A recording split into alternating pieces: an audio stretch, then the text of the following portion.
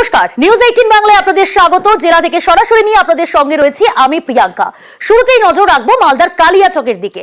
সেখানে সালিশি সভা বসিয়ে দফায় দফায় অত্যাচার করা হয়, বিবাহ বহির্ভূত সম্পর্ক, আর সেই সম্পর্কের কারণেই বেধড়ক মারধর। শুধুমাত্র সালিশি সভা চলাকালীন মারধর নয়, শাস্তি দেওয়া নয় যুগলকে, তারপরেও দফায় দফায় অত্যাচার করা হয় এই যুগলের উপর।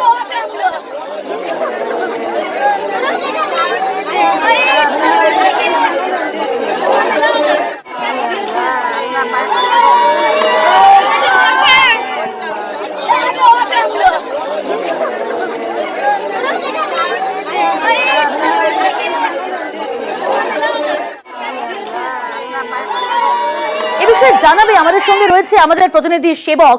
এই জায়গা থেকে বোঝার চেষ্টা করব, এই যে এইভাবে শুধু সালিশি সভা চলাকালীন মারধর করা নয়, যুগলকে শাস্তি দেওয়া নয়, তারপরও যেভাবে দফায় দফায় অত্যাচার করা হচ্ছে, এই আক্রোশের কারণটা কি?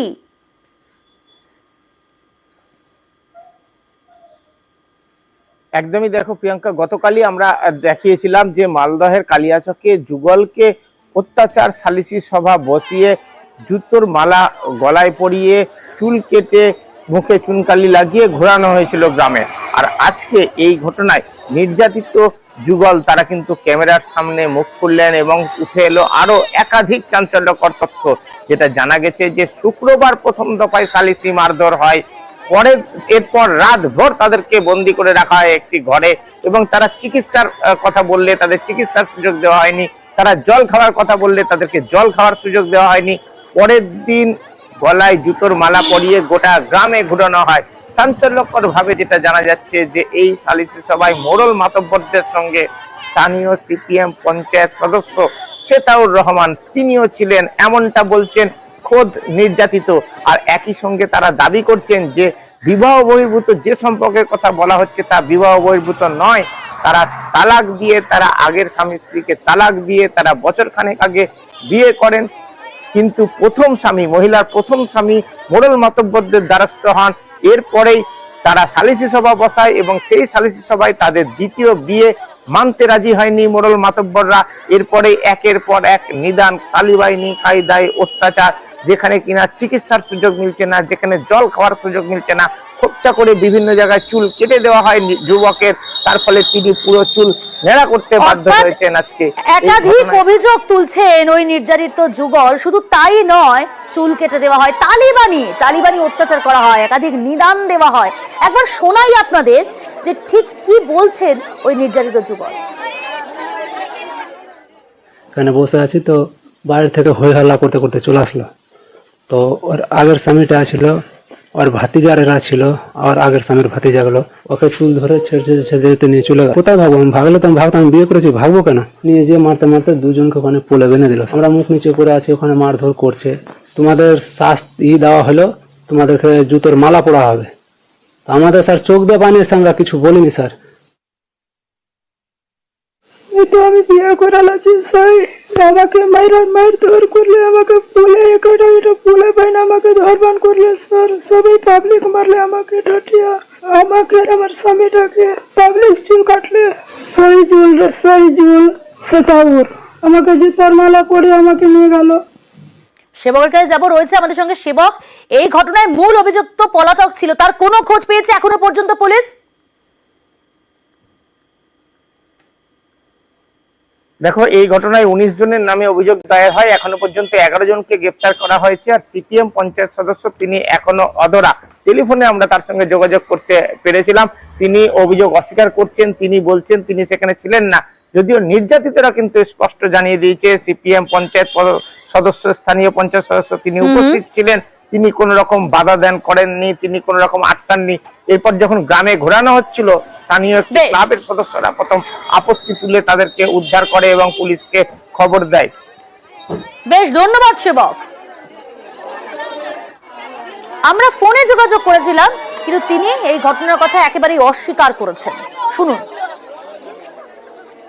আমার অনুপস্থিত সব হয়েছে, আপনারা তদন্ত করে দেখতে পারেন। আমি কিন্তু ওখানে ছিলাম না। আমার নামে অভিযোগ দিয়ে যেটা ভুল করেছে, এটা হয়েছে নিন্দাজনক ঘটনা। আমি তো দুঃখিত, কিন্তু আমি না থাকার কারণে, আমার অনুপস্থিতির কারণে এসব হয়েছে। আর এই ঘটনাকে কেন্দ্র করে স্বাভাবিকভাবে শুরু হয়েছে রাজনৈতিক চর্চা।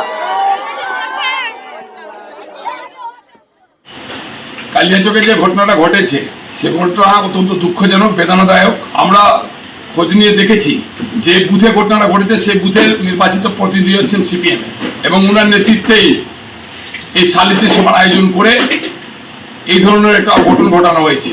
প্রকৃত দোষীকে গ্রেপ্তার করে দৃষ্টান্তমূলক শাস্তির ব্যবস্থা করুক।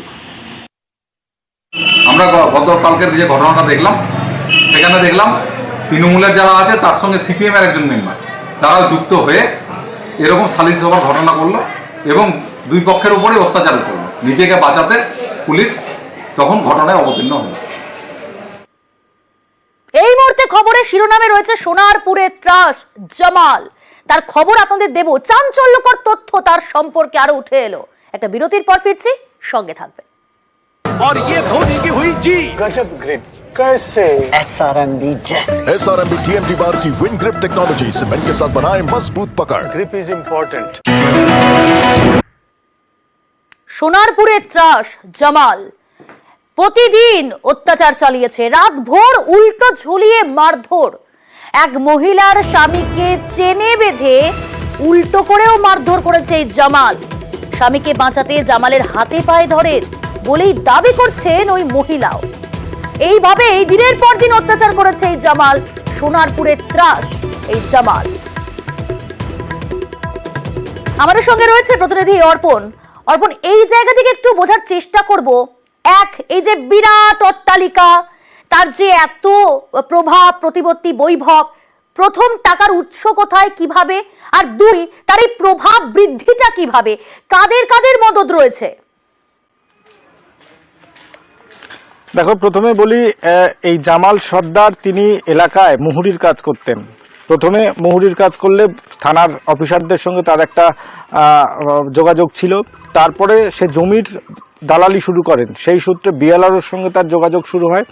পরবর্তীকালে বিভিন্ন অভিযোগ জানানোর জন্য সে এই মুহুরির কাজ করতে গিয়ে লেখালেখির কাজ শুরু করেন এবং তখনই বারুইপুর কোর্টের সঙ্গেও তার একটা যোগাযোগ স্থাপন হয়। এরপরেই ধীরে ধীরে এলাকার মানুষের সমস্যা জানাতে জামালের কাছে আসতে শুরু করে। আর তারপরেই খুব কাছাকাছি চলে যান যেমন আধিকারিকদের, তেমনি রাজনৈতিক ছত্রছায়ার মধ্যে সে ঢুকে পড়েন। সিপিএম তৃণমূল কংগ্রেসের কর্মী হিসেবে তিনি পরিচয় দিয়েছেন। এলাকায় তৃণমূল কংগ্রেসের বিভিন্ন অনুষ্ঠানে তিনি গিয়েছেন বলে তিনি দাবি করছেন এবং এই যে প্রভাব বিস্তার করতে করতে তার এমন একটা সময় আসে, বলা যেতে পারে যে এলাকার মানুষের একমাত্র পরিত্রাণের নাম হয়ে ওঠে এই জামাল। এই সুযোগকেই কাজে লাগিয়ে এলাকায় যে জমি, বিভিন্নভাবে জমি বিক্রি, এবং এলাকার মানুষজন অভিযোগ করছেন 3 কাঠা জমি বিক্রি করলে জামাল জোর করে লিখে নিত 10 কাঠা, অর্থাৎ এই যে 7 কাঠা জমির টাকা, এই যে বিপুল পরিমাণে মাটি বিক্রি এবং তার সঙ্গে সালিশি সভায় ডেকে আনা, তাদের কাছ থেকে সালিশি করে দেওয়ার জন্য টাকা, এই সব মিলিয়ে জামাল আর্থিক দিক থেকে অনেকটাই প্রতিপত্তি তার বাড়ে এবং তার এই টাকাতেই এই বিলাসবহুল জীবনযাপন করা শুরু করে। সহযোগিতা, সাহায্য, জুটত মার, অত্যাচার, এই হচ্ছে পরিস্থিতি আর এই হচ্ছে জামাল। বেশ, অনেক ধন্যবাদ অর্পণ। নির্যাতিতা মহিলা কি বলছেন, তিনি শাস্তির দাবি তুলেছেন, শুনুন। না, কোনো রাজনীতি বিষয় না, এটা আমাদের পারিবারিক ব্যাপারের বিষয়। এটা আমার ছেলের সাথে মানে এর গন্ডগোল হয়েছিল বলে আমরা এই নিয়ে জামালকে বলেছিলাম, জামাল আমাদের অতিরিক্তভাবে মারধর করে, আমরা চাইছি জামাল শাস্তি পাক। আমি ওনাদেরকে জানিয়েছিলাম বলে এসছে। আচ্ছা, আমি ওনাদেরকে এই ব্যাপারে জানিয়েছিলাম যে যাতে আমি যেন কড়াকড়িভাবে ও একটা শাস্তি পায়, সেই হিসেবে আমি ওনাদেরকে জানিয়েছিলাম। ব্যাপার হলো আমাদের বাড়ি ব্যাপারে, আর জামাল অতিরিক্তভাবে আমার মারধর করেছে। থানা প্রশাসন কোনো নিচ্ছিল না বলে আমি সেই কারণে ওখানে জানিয়েছি। বিধায়ক লাভলি মৈত্রর কাছে তারা অভিযোগ জানিয়েছিলেন। লাভলি মৈত্র জামালের গ্রেফতারির আশ্বাস দিয়েছেন, শুনুন কি বললেন তিনি। এই ঘটনা যে ঘটিয়েছে তার শাস্তি আমরা সবাই চাই এবং প্রশাসন যথাযথ ব্যবস্থা নিচ্ছে। এটা ওনাদের পারিবারিক একটা সমস্যা এবং সেই পারিবারিক সমস্যার সমাধানের জন্য এই জামাল বলে যে ব্যক্তি আছে, যার বিরুদ্ধে অভিযোগ আছে, তার কাছে উনি গেছিলেন। সেই জায়গায় উনি অভিযোগ করেছেন যে জামাল সর্দার ওনার ওপর অত্যাচার করেছে এবং মূল অভিযুক্ত যিনি আছেন জামাল সর্দার, তাকে যত তাড়াতাড়ি সম্ভব প্রশাসন তাকেও গ্রেপ্তার করবে। এর সঙ্গে তৃণমূল কংগ্রেসের বা রাজনৈতিকভাবে কোনো সম্পর্ক নেই। এরপরে বিধায়ককে নালিশের পর থানায় অভিযোগ দায় নির্যাতিতার। বারুইপুর থানায় অভিযোগ জানিয়েছে নির্যাতিতা। আমাকে আটকে দিয়েছিল, আটকে দেওয়ার পরে আমার মারধর করেছে, শেকল দিয়ে বেঁধে ফিরেছিল, আমার গায়ে হাত দেওয়ার চেষ্টা করেছিল, আমার স্বামীকে ধরে নিয়ে গেছিল, মারধর করেছিল, ছেড়ে দেওয়ার জন্য আমার কাছে টাকা নিয়েছিল। সেই মতে আমি থানাতে এসেছি আজকে। হ্যাঁ, অভিযোগ করেছি। মোহরে জামাল বিচারক, জমি দখল থেকে পারিবারিক বিবাদের মীমাংসা। সোনারপুরের জামালের বাড়ি যেন বিচারালয়। সোনারপুরে নির্যাতনে এখনো অধরা জামাল সর্দার। পুলিশের জালে মজিদ ও অরবিন্দ নামের দুইজন, তাদের দুজনকেই গ্রেপ্তার করা হয়েছে, কিন্তু এখনো পর্যন্ত মূল অভিযুক্ত এই জামাল সর্দার ফেরার রয়েছে, পলাতক। তাকে এখনো আটক বা গ্রেপ্তার করতে পারেনি পুলিশ। সোনারপুরের এই জামাল ত্রাস, মুহুরী জামাল, মুহুরী থেকে বিচারক, জমি দখল থেকে পারিবারিক বিবাদের মীমাংসা। সোনারপুরের জামাল সর্দারের বাড়িতেই বসতো বিচার। সোনারপুরে নির্যাতনে এখনো পর্যন্ত অধরা এই জামাল সর্দার, এবং সেখানে সালিশি সভা ডাকা হতো তার বাড়িতে।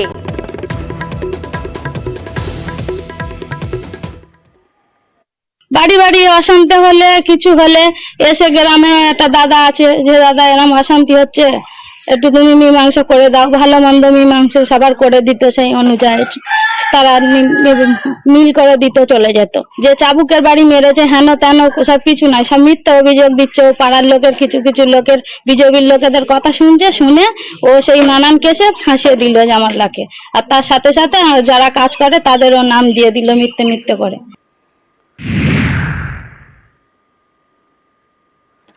সোনারপুরের ত্রাস এই জামাল সর্দার। রাজার মেজাজ তার, বিরাট বাড়ি যেন প্রাসাদ, সিসি ক্যামেরায় মোড়া। জামাল ঘোড়া পোষেন, আর সেই ঘোড়ার দেখভাল করতে 10,000 টাকা বেতন দেওয়া হয় সেই কর্মীকে। বাড়িতেই আছে সুইমিং পুলও, আর সেই সুইমিং পুলে রয়েছে কচ্ছপ। সোনারপুরের জামালের বিলাসবহুল জীবন একেবারে প্রকাশ্যে। বিশাল বাড়ি, বাড়ির মধ্যে সুইমিং পুল, পোষা ঘোড়া, শখের কচ্ছপ। বাড়ির চারধারে প্রায় 30টি সিসি ক্যামেরা। বাড়িতে 6-7 জন কাজের লোক। দক্ষিণ 24 পরগনার সোনারপুর, এখানকার প্রতাপনগর গ্রাম পঞ্চায়েতের উত্তর সাঙ্গুর। এখানকারই বাসিন্দা জামাল উদ্দিন সর্দার, যার বিরুদ্ধে উঠেছে চাঞ্চল্যকর অভিযোগ। সালিশি সভায় ডেকে মহিলাকে শিকলে বেঁধে মারধর করার অভিযোগ এই জামাল উদ্দিনের বিরুদ্ধে। পারিবারিক ব্যাপারে একটা ঝগড়া হয়েছিল, ও বিচার করবো বলে আমাদেরকে ডাকে। জামাল সর্দার তৃণমূলের একটা কর্মী ছিল, বিচার করবে বলে ডেকে আমাকে শিকল দিয়ে বেঁধে অতিরিক্তভাবে আমাকে মারধর করে। আমার ছেলে, স্বামী, সবার সামনে, এমনকি আমার স্বামীকেও মারধর করে। জামাল উদ্দিনের প্রাসাদের মতো বাড়ির ছবি মঙ্গলবারই প্রকাশ্যে আসে। প্রত্যন্ত গ্রামে প্রায় 1 বিঘা জমির ওপর বিরাট এই বাড়িটা জামাল উদ্দিন সর্দারের।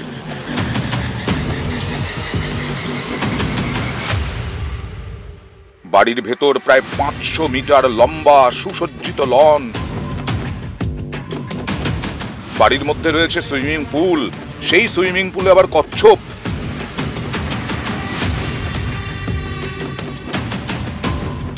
এখানেই শেষ নয়, ঘোড়াও পোষেন জামাল উদ্দিন সর্দার। ঘোড়া দেখভালের জন্য লোকও রেখেছেন জামাল উদ্দিন। তার বেতন মাসে 10,000 টাকা। কত টাকা মাইনেতে রেখেছে তোমাকে? আমাদের 10,000 টাকা। 10,000 টাকা মাস মাইনে? কজন কাজ করতে? অনেক লোক গুনি না, আমার কাজ আমার যেরকম বলে আমি সেরকম কাজে চলে যাই, আর সব লেবাররা কাজে যায়। এছাড়াও জামালের বাড়িতে কাজের লোক আরো 6 জন। এদের প্রত্যেকেরই মাস মাইনে নাকি 10 থেকে 15,000 টাকা। এবার দেখুন সিসি ক্যামেরার কি বহর। বাড়ির 4 ধারে রয়েছে প্রায় 30টি সিসি ক্যামেরা।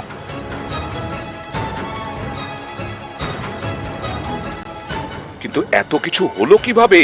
কিভাবে এত বিশাল সম্পত্তি করলেন জামাল উদ্দিন? প্রাসাদ সমান বাড়ি, এই বাড়ির নিরাপত্তায় রাখা রয়েছে প্রায় 30টির ওপরে সিসি ক্যামেরা। এই যে বিলাসবহুল বাড়ি, এই বাড়ির রক্ষণাবেক্ষণে রয়েছে 7 জন কর্মচারী, প্রত্যেকেরই 10,000-এর উপরে বেতন। এই বিপুল টাকা আসে কোথা থেকে? একসময় মুহুরির কাজ করতেন জামাল উদ্দিন।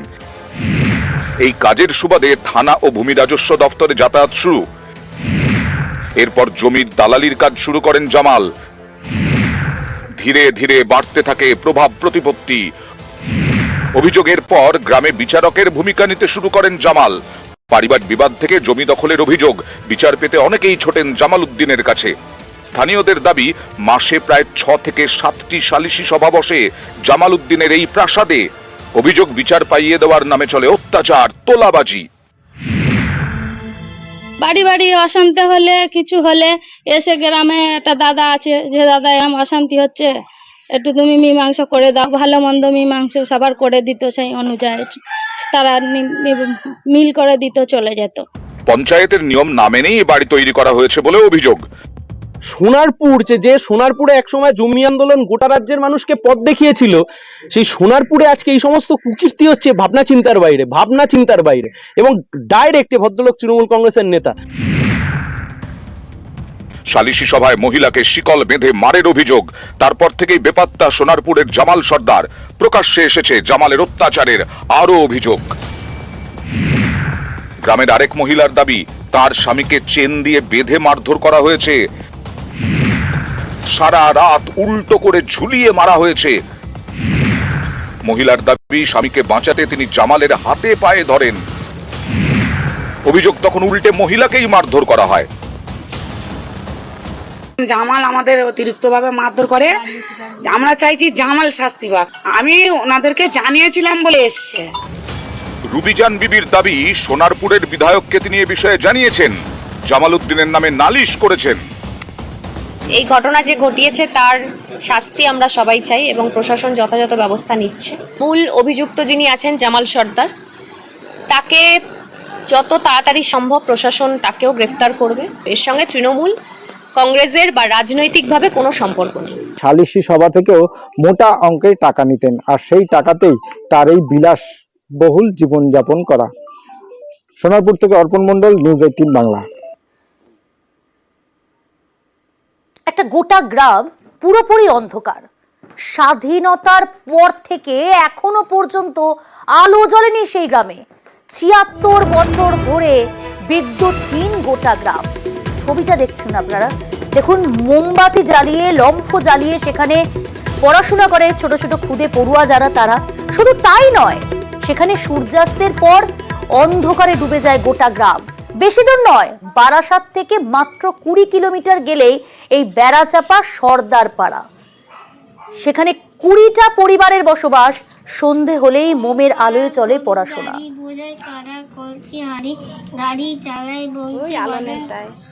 আলো নেই, মানে এই দিনের আলোয় যা হয়।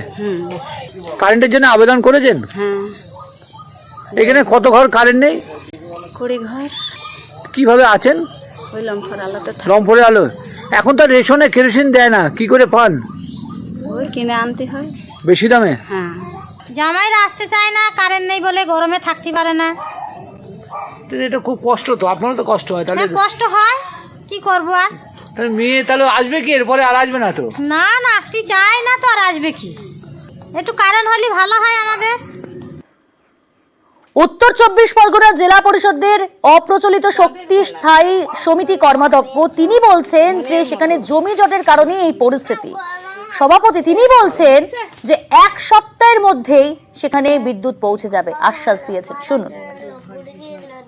বারাসাত ডিভিশনাল ম্যানেজার, ওনাকে আমি জানতে চাইলাম যে বেড়াচাপা 1 নম্বর অঞ্চলের মির্জানগর গ্রামে দক্ষিণ পাড়া, যেটা উনি বলতে চাইলেন 12টি ফ্যামিলিতে ইলেকট্রিক যায়নি, এটা ঠিক, কিন্তু ওখানে একটা জমির জটলা আছে যেখান থেকে ইলেকট্রিক পোলগুলো বসবে। ওখানে নির্দিষ্ট, যেটা জানলাম, নির্দিষ্ট কোনো রাস্তা নেই। রাস্তা হলে আমরা তাহলে সেই রাস্তায় পোল বসিয়ে তাদের বাড়িতে মিটারের সংযোগ করার ব্যবস্থা করতে পারতাম। আমাকে জানানো হলো।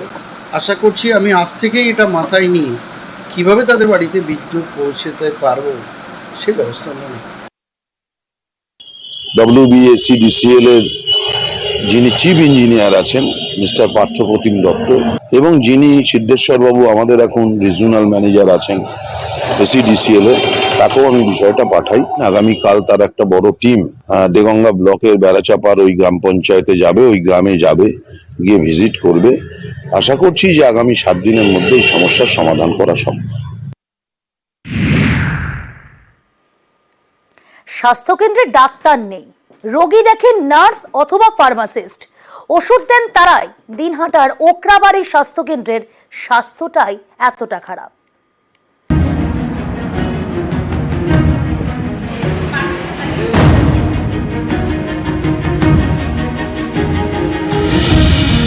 কোচবিহারের দিনহাটা 1 নম্বর ব্লকের ওকরাবাড়ি। এখানে রয়েছে ওকরাবাড়ি স্বাস্থ্যকেন্দ্র। নেই কোনো ডাক্তার, রোগী দেখেন নার্স অথবা ফার্মাসিস্ট। কি জন্য এসেছিলেন আর কি? ওই যে আমার ছেলের জ্বরের জন্য এসেছি।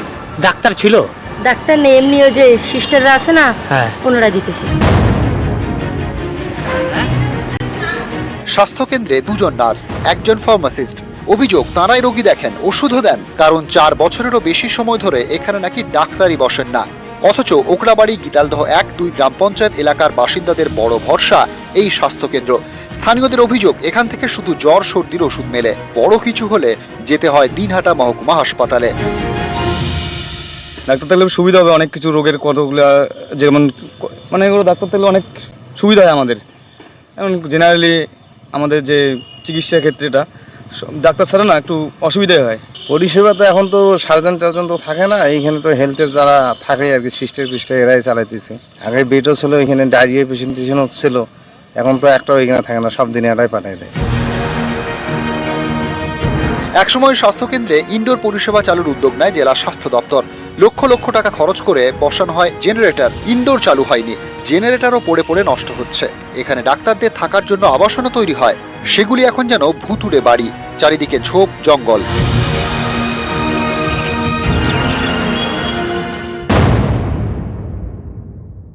অনেক পিএসসিতেই চিকিৎসক কিছু কিছু জায়গায় আছে, কিছু জায়গায় নেই, কিছু জায়গায় বিপিএসসি থেকেই ওরা হচ্ছে ব্যানিং করে আর কি। ঠিক আছে, আমরাও তো স্বাস্থ্য বলে জানিয়েছি, হ্যাঁ, তা আমরা একটু ফলো আপ করে নেব। কোচবিহার থেকে শুভঙ্কর সাহা, নিউজ 18 বাংলা।